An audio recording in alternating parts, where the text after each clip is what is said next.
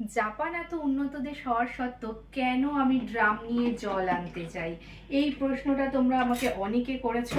আমি তার উত্তর একবার দিয়েছি, কিন্তু হয়তো সেটা তোমাদের সবার কাছ পর্যন্ত পৌঁছায়নি, তাই ভাবলাম আরও একটা ভিডিও করি ক্লিয়ার করার জন্য। এই দেখো, আমার বাড়িতে দুটো কল, এছাড়াও বেসিন আছে আরও একটা, তবে তো ওয়াশরুমে তো কল আছেই। এবার এখান থেকে কিন্তু জল যেটা আসে সেই জলটা কিন্তু খাওয়াই যায়, এটা কিন্তু কোনো ক্ষতিকারক জল নয়।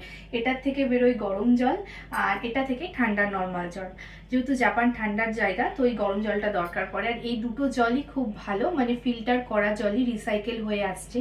কিন্তু আমি কেন ওই জলটা খাই, ওই জলটা খাওয়ার একটাই কারণ, ওটা হলো ঝর্ণার জল। আর ওই জলটার টেস্টটাই ভীষণ সুন্দর, মানে এই জলের তুলনায় ওই জলের টেস্ট অনেক ভালো। তো এই জন্যই আমি ওই জলটা খাই, আর ওই জলটা খেতে খেতে এখন অভ্যাস হয়ে গেছে। আর আমি যখন এখানে আসিনি, তখন আমার হাজবেন্ড কিন্তু এই নর্মাল এই ট্যাপ থেকে যে জলটা আসছে এটাই খেত। তো তোমাদেরকে আমি একবার জলটা খেয়ে দেখাই।